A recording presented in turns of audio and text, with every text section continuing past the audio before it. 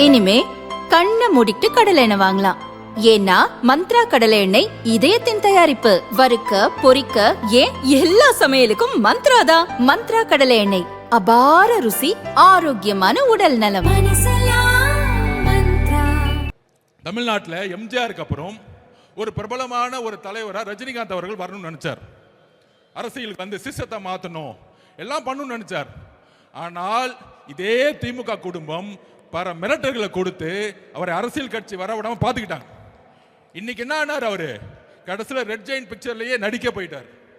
அவர் மேல விமர்சனம் கிடையாது, அந்த வலிமை, மன வலிமை நம்ம தலைவர்கிட்ட இருக்கு. நான் பதிவு பண்றேன்.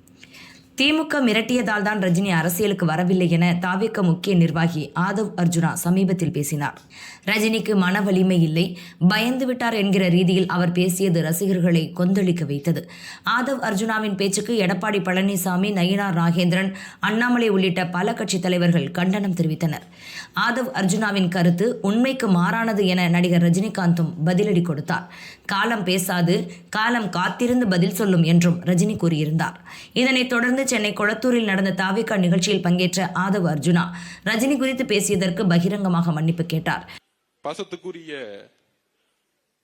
ரஜினி சார் அவர்களுக்கு நான் பதிவு பண்ணக்கூடியது, அப்படி உங்களுக்கு நான் சொல்ல வேண்டிய நோக்கம் வேறு, உங்களுக்கு வருத்தம் ஏற்பட்டிருந்தால் என்னுடைய வருத்தத்தையும் என்னுடைய மன்னிப்பையும் பகிரமாக நான் கேட்டுக்கொள்கிறேன்.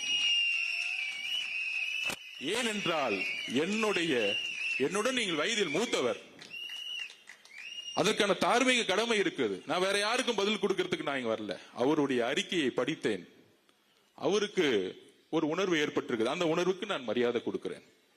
அதன் பிறகும் ரஜினி ரசிகர்கள் கொதிப்பு அடங்கவில்லை. சென்னை, திருவள்ளூர், மதுரை உள்ளிட்ட பல மாவட்டங்களில் தாவேகா மற்றும் ஆதவ் அர்ஜுனாவை கண்டித்து ரஜினி ரசிகர் மன்றம் சார்பில் போஸ்டர்கள் ஒட்டப்பட்டுள்ளது. காக்கா குஞ்சுகளுக்கும் கள்ளச்சீட்டுக்கும் பதில் சொல்லும் நிலைமைக்கு தள்ளப்பட்டு விட்டோம் தலைவா, வேதனை, வெட்கம், அவமானம், காலம் பேசாது, நிச்சயம் பதில் சொல்லும், களத்தில் சந்திப்போம், கதம் கதம் என்பன போன்ற வாசகங்கள் இடம்பெற்றுள்ளன. ரஜினியை பற்றி ஆதவ் அர்ஜுனா கூறிய சர்ச்சை கருத்து பற்றி இதுவரை தாவேகா தலைவர் விஜய் வாய் திறக்கவில்லை. அதற்காக விஜயையும் ரஜினி ரசிகர்கள் சாடி வருகின்றனர்.